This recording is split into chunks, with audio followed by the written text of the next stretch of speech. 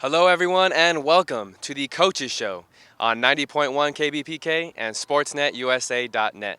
I'm Noah Alvarez, and I'll be joined alongside Ryan Osborne and Mark Pavlovich as your Fullerton Hornets are 2-1 on the season, entering Week 4.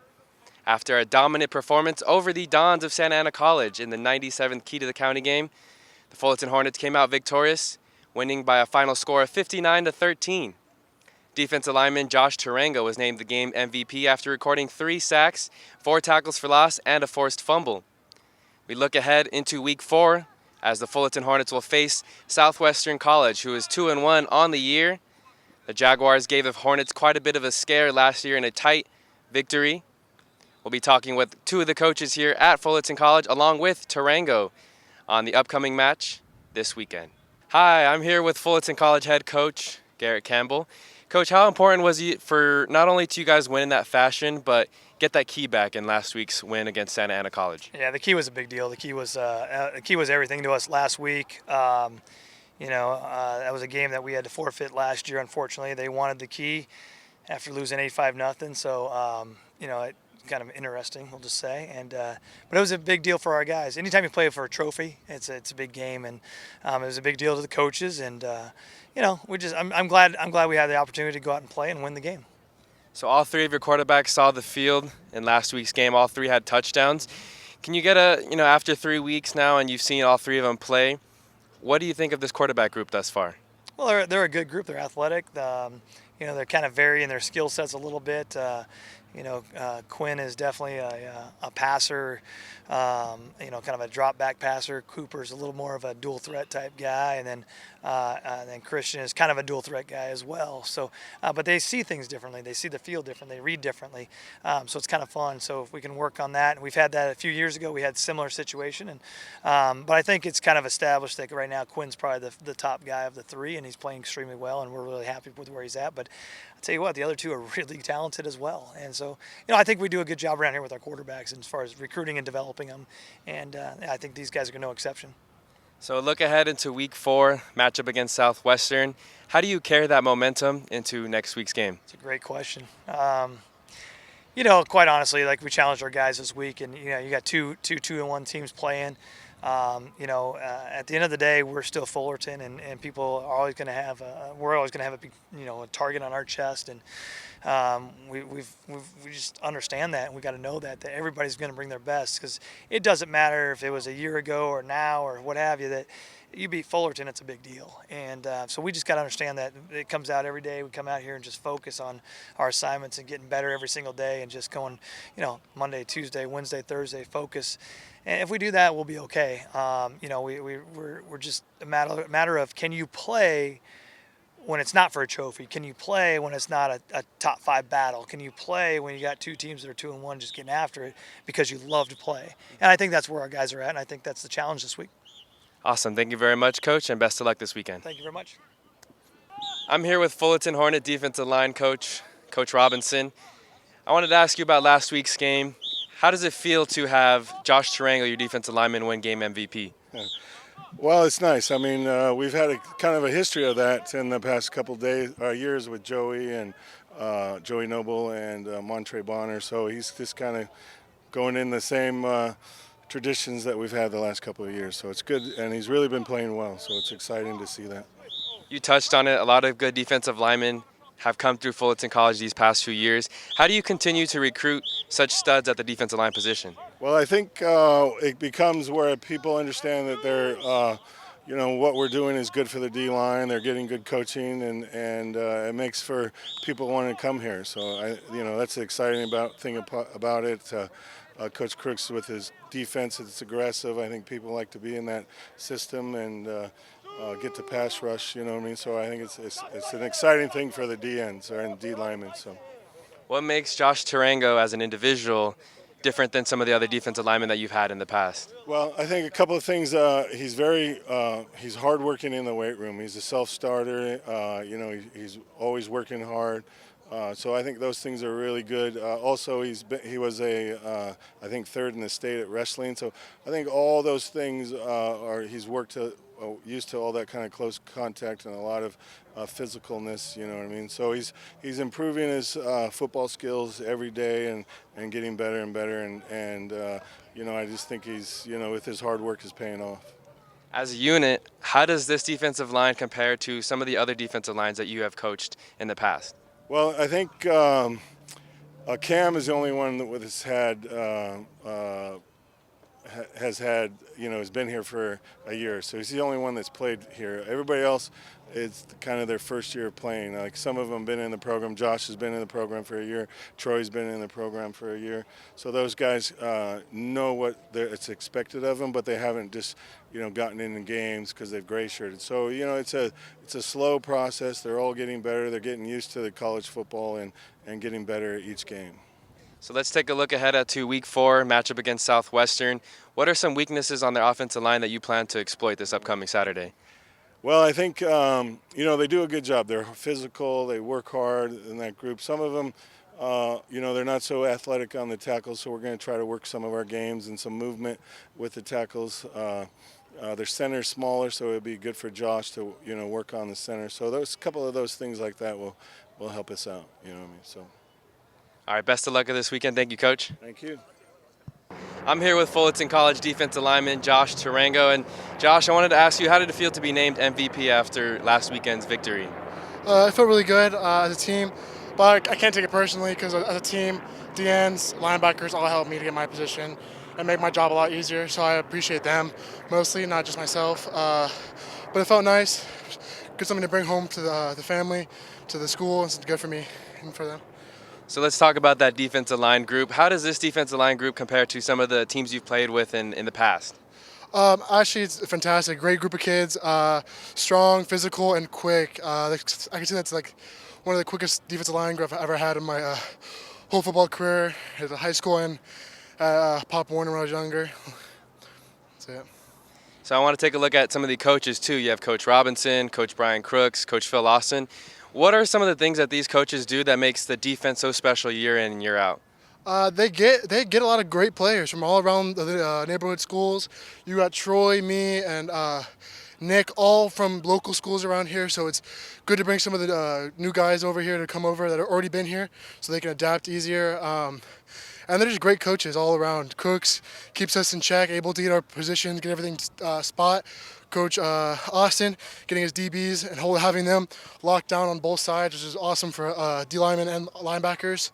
And then Dave Robinson with great technique, helping us with our techniques and steps, which we really need to keep up our speed. Speaking of technique, I saw you getting a little wrestling practice in after practice. Does the wrestling background, do you feel like it helps you out as far as being a defensive lineman? Yeah, it actually does. It helped me a lot with my with a lot of my leverage, helps me with leverage and conditioning because you're just constantly moving, faking, and try to get around for better leverage. But yeah, it helps a lot. So we're now into week 4 of the season. What are some things in some areas that you would still like to see yourself grow in? Technique still. I still think I have more to prove on my job. Sometimes I mess up on plays. I'm not gonna lie, I'm human. I sometimes makes the wrong gaps, but I just gotta keep adjusting and fixing that, make me a better D lineman. All right, I'm gonna give you a scenario. 3rd and long. What's your go-to pass rush move? I like a little fake inside to club to swim over the top. Helps. I was big against Riverside. All right, best of luck this weekend against Southwestern. Thank you very much for your time. Thanks for having me. Now I'll toss it over to Ryan Osborne. We've taken over the second half of the Coaches Show. Thank you very much, Noah, as we take a look at the state of California once again and all the games that happened last week, and just a little bit of a preview of what's coming up this upcoming week. We started off up north with American River and San Mateo. Those two teams faced off in the Northern California Championship 2 years ago in 2017, prior to facing Fullerton College, and San Mateo had a surprise victory there. Well, last year San Mateo also won their yearly matchup, and this year the trend would stay the same. The San Mateo Bulldogs ended up getting a 42-10 victory over top of American River. San Mateo came out hot in the first half, scoring a total of 28 points through the second quarter, and the first time that American River would get on the board would have to be an Isaiah Gomez 31-yard field goal attempt, which was good, at 10:19 in the third quarter. That made it 28-3. Then all of a sudden, San Mateo gets back on the board. 2 more touchdowns before American River reaches the end zone for the first time all afternoon.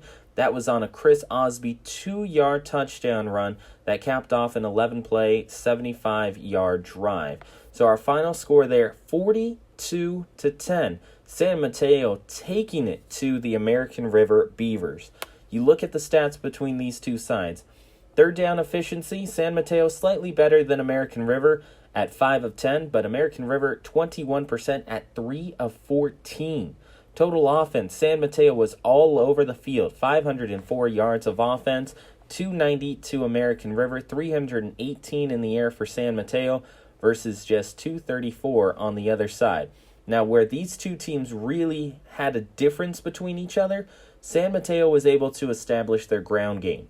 186 yards of total rushing for San Mateo versus just 56 for American River. Marco Baldacchino ended up 11 for 25, 223, and 1 interception with no touchdowns. San Mateo's Luke Bottery had himself an afternoon. 17 of 25 for 318 yards, 3 touchdowns, and no interceptions. As we mentioned earlier, the ground game for San Mateo was working. Darryl Page had 21 attempts for 83 yards. Luke Bottery, 11 attempts for 72 yards. Jermaine Jackson, 3 for 26 and a touchdown. On the other side for American River, it was Marco Baldacchino who had the most rushing yards all afternoon. 14 attempts for 31 yards and no touchdowns. So when you look at these two sides, it was the success that San Mateo was able to grab in their rushing attack that gave them an opportunity to beat American River. And once again, our final score there, 42-10. San Mateo ends up with their third victory over top of the American River Beavers in the last 3 years. We'll stay up north with another team who has looked excellent to start off the season. Reedley College is now 3-0 after their most recent victory against Contra Costa. 66-7 was the final score in that one. In fact, Reedley never scored fewer than 2 touchdowns in a single quarter all afternoon. Contra Costa was 0-2 entering the day. They would finish at 0-3. They would get the final score on the afternoon as things kind of settled in for Reedley pretty early on. On their first defensive drive, Contra Costa moving down the field, Tevin Fordham had himself a 32-yard interception return. Jamon Chambers, a 24-yard touchdown run as well. He followed it up with a 48-yarder. Armon Hickson had himself a rushing touchdown. Jamon Chambers again, and Reedley just kept going and going and going and getting touchdown after touchdown, and it finished as a 66-7 ball game. Ohaje Murray had himself a 91-yard interception return for a touchdown. That was the only time that Contra Costa would get themselves on the board. So Reedley with a huge victory, and when you look at the stats, they really reflect how well Reedley played in this game. Reedley with 27 first downs, 13 in the air, 13 on the ground, 1 via penalty. They were 64% on third down, 9 of 14. Total offense, 559 yards. Net passing, 296. Rushing yards, oh my gosh, they were terrific. 263 all afternoon. Reedley used their ground game to just pound Contra Costa into the ground. Because you look at Contra Costa, just 4 first downs all afternoon. 17% on third down efficiency and 78 yards that they gained all afternoon. 52 yards passing, 26 yards rushing, and that would be absolutely it, as Reedley got themselves a couple of turnovers as well, and the Tigers just looked terrific, and they have really looked well here in the first 3 weeks of play. Coming into this next week, as we'll update you on more of the rankings, Reedley has now sneaked into the top 20 in the state as an American Conference team, but we'll get to that in just a little bit. Armon Hickson for Reedley, 15 of 25 for 180, 2 touchdowns and a pick. Drew Zabi finished 7 of 8 for 105 and 1 touchdown as well. Contra Costa, 10 of 22 for Jalen Triegel, and he only had 44 yards with 1 pick. Jamon Chambers was terrific. 9 attempts. That's it. Just 9 attempts all afternoon. 158 yards, and he had himself a long of 48, averaging 17.6 yards per carry, and a total of 3 touchdowns. So Reedley College with the big-time victory over top of Contra Costa, a final of 66-7. Now we'll stay up north once more as you look at Butte and Fresno City. Now, Butte was coming into this one 2-0. Fresno City was also 2-0, looking decent in the first couple of games, but nothing too spectacular. But then they faced Butte. As is typical with a Butte game, it was a low-scoring affair. The first quarter ended, no score between either side. Fresno City then gets on the board, 14-17, just about 43 seconds into the second quarter. Marcus Washington had a 13-yard touchdown run where the point-after attempt was missed, and it made it 6-0. Butte then got their first score just as they went into halftime. Magnus Waddles had a 20-yard field goal attempt, which was good to make it 6-3 at halftime. 6-3. That's it. Just 9 points going into the half. As we switch over to the third quarter, Jonah Johnson, a 10-yard touchdown run for Fresno City to make it 13-3, and Fresno City, the Rams, would have to hang on the rest of the way as Butte had an attempt to get back into it with a touchdown thanks to Avery McCuag, who had a 7-yard touchdown run to make it 13-10, but Butte, after a late push, wouldn't be able to get into the end zone in the end or towards the end of the fourth quarter. So Fresno City with a huge victory over top of Butte, as Fresno City now turns to 3-0 this year, Butte to 2-1. Final score of 13-10, Fresno City on top of Butte. You look at the stats between these two sides. Neither team was terrific on third down. Fresno City at 53%, 8 of 15. Butte 36% at 5 of 14. Both teams pretty equal offensively, 349 for Fresno City and 327 for Butte. Net yards passing, that went to Fresno City as they had 213, and Butte had 194, but both teams did well on the ground, 136 to 133, 3-yard favoring Fresno City College. Jonah Johnson finished 13 of 25 with 213, a long of 62 yards and 2 picks. On the other side for Butte, Kyle Lundquist went 17 for 30, 194, no touchdowns, and no interceptions. Jonah Johnson also led the way for Fresno City in the rushing game with 5 attempts for 41 yards and a touchdown. On the other side for Butte, Avery McCuag had himself a 22-attempt afternoon, gaining 81 yards, a long of 14, and 1 touchdown. But Fresno City gets a big victory there by a final of 13-10, a 3-point win over top of Butte, and that's going to move them up in the rankings. We're going to keep it up north, and yes, it feels like I thought you were going to check out the rest of the state of California. What is it with all these Northern California teams? Well, that's where most of the ranked opponents or ranked matchups that we saw last Saturday happened. It was all in Northern California. There were a couple big-time games here in Southern California, but there were huge games up north. We go to Modesto and San Francisco, both undefeated at 2-0 entering last Saturday.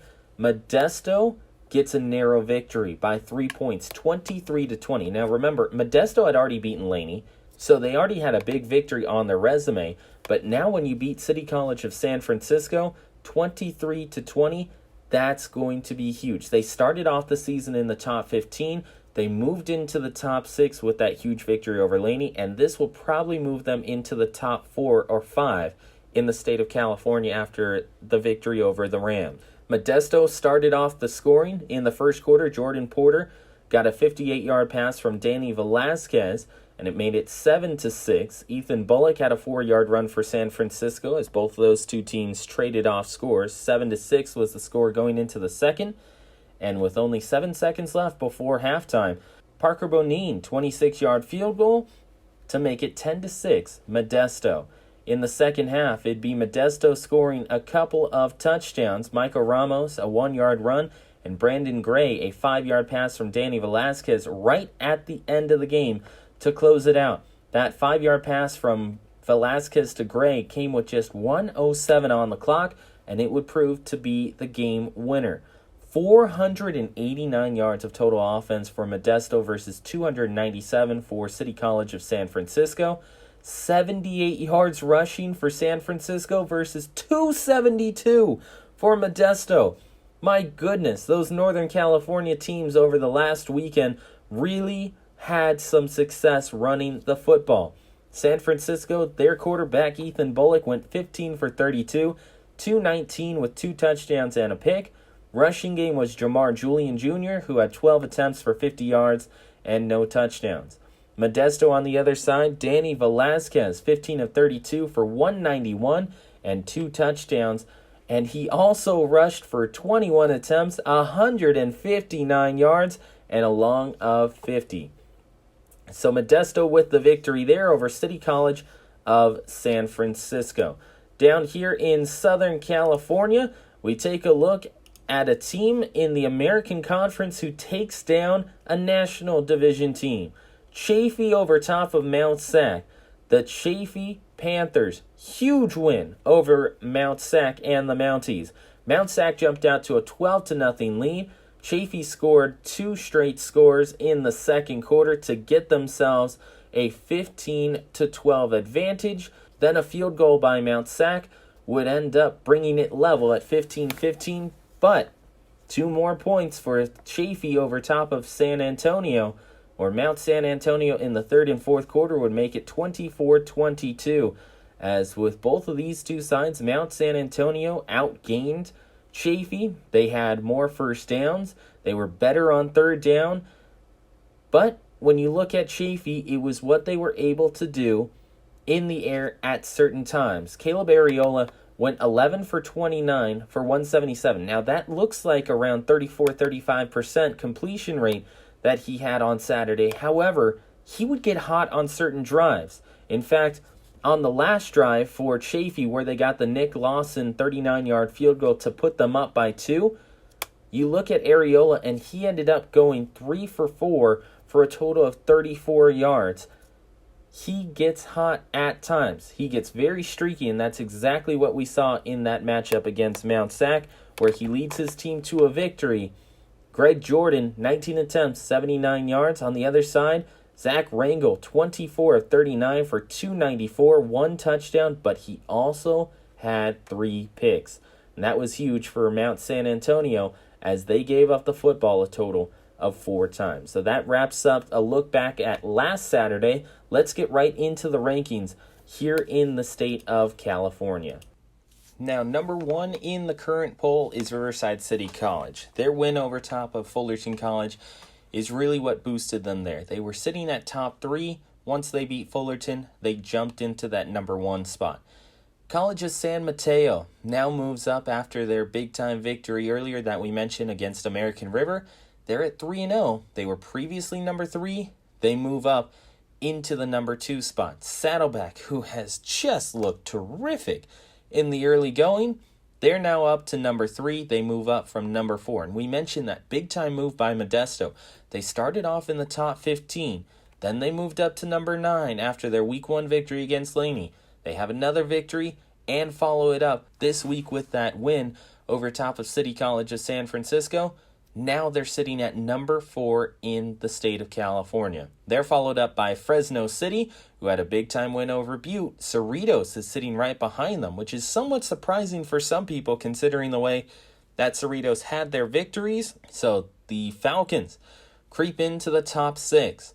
Butte followed by Ventura and San Diego Mesa at 7, 8, and 9. And then to round out the top 10, it's City College of San Francisco. If you're looking for Fullerton, you drop down 2 more spots. You go American River at 11 and Fullerton at number 12. They're joined by College of the Canyons, El Camino, and Laney as well. As Long Beach City, Shasta, Mount Sac, who dropped big time. If you look over to the right of the poll, the previous ranking, number 6, well, when you lose to Chaffee, you end up dropping quite a bit. Chaffee moves up slightly as they go from the 22 spot up to the number 19 spot, tied with Reedley College. And then Southwestern and San Bernardino Valley, who looked really good against Riverside. In fact, They had Riverside up against the ropes at halftime and going into the fourth quarter. San Bernardino Valley with a good showing. They move down to number 22. Citrus and Diablo Valley, joined by College of the Sequoias, round out the top 25. Now we go to the specific rankings for Southern California, and you see Riverside City College at number 1, Saddleback at number 2. Fullerton is currently tied at number 5 in Southern California in the National Division, and they are tied with Ventura, as both of those two teams are 2-1. If you check out the American Division, San Bernardino Valley, who, again, they looked good against Riverside, so they're going to sit at number 1 once again, and they are backed up by Allen Hancock. Now, a surprising thing here is that Chaffee doesn't pop up into that number 2 spot, because Chaffee beat Mount Sac, who was number 6 team in the entire state of California, and they keep Chaffee at number 3. So, Chaffee, unfortunately, the big-time victory doesn't get them as much ground as they should. But on the other side, Mount Sac dropping from number 6 all the way to number 18. That's a rough one for the Mount Sac Mounties as they lose that one by 2. So a quick reminder, Fullerton College, who's currently sitting at number 12 in the state of California, is going to take on Southwestern at 7 p.m. on SportsNetUSA.net. We'll send it back to Noah as he gives us an update on the rest of the goings-on here on campus at Fullerton College. Thank you, Ryan. This week we'll be catching up with the men's soccer team here at Fullerton College. Last time we checked in, the Hornets were sitting at 1-1 at the end of August and had a busy September schedule ahead of them. They are now 4-3-2 on the year as they just wrapped up non-conference play earlier this week. Head coach Greg Aviles has to be happy with his team's performance in the month of September, as they were able to compete with some of the top teams in the state of California, starting with their match versus Chaffee College back on September 4th. Chaffee opened up the year ranked 15th in the state in the first CCC SIA poll. They took a 1-0 lead into halftime, but the Hornets came swarming back thanks to freshman midfielder Ryan Maynardis, who connected on a penalty kick in the 65th minute. Both teams were unable to score in the final 25 minutes, resulting in the first tie of the year for Fullerton College. The following weekend, the Hornets participated in the Mount Sac Invitational and defeated College of the Desert by a final score of 2-1 in their first game. The Hornets found themselves facing Mount Sac in their second and final game of the tournament that weekend and fell short to the top-ranked team in the state by a score of 1-0. Rodriguez made 8 saves that afternoon, but let one get by him in the 62nd minute that wound up being the difference maker. The Hornets then hosted the 18th ranked team in the state in Antelope Valley back on September 10th and defeated the Marauders 3-1. The Hornets then took a road trip up to Northern California and faced Cañada College on September 19th. Freshman forward Kentrell Dorsey scored in the 10th minute. However, the Colts were able to even things up, and neither team were able to score in the second half, resulting in the second tie of the Hornets season. On the 21st of September, the Hornets traveled to Santa Rosa College, the 14th ranked team in the state, and lost by a final score of 3-2. Fullerton battled back from a 2-0 deficit and tied things up at 2 apiece. However, a goal in the 64th minute got by them, resulting in their third loss of the season. The Hornets then wrapped up the month of September with a 1-0 victory over Cuyamaca College on September 24th. A look ahead at the month of October. The Hornets will begin Orange Empire Conference play on October 1st as they travel to Orange Coast College to battle the Pirates on the pitch. The first conference home game takes place on Friday, October 4th, when they host Irvine Valley College. Don't forget, your Fullerton Hornets take on Southwestern this Saturday, Chappelle Stadium at 7 p.m. Mark Corey will be on the call for SportsNetUSA.net. That'll do it for this week's show. I'm Noah Alvarez for Ryan Osborne, for Mark Pavlovich. Thank you for tuning in to the Coaches Show on 90.1 KBPK and SportsNetUSA.net.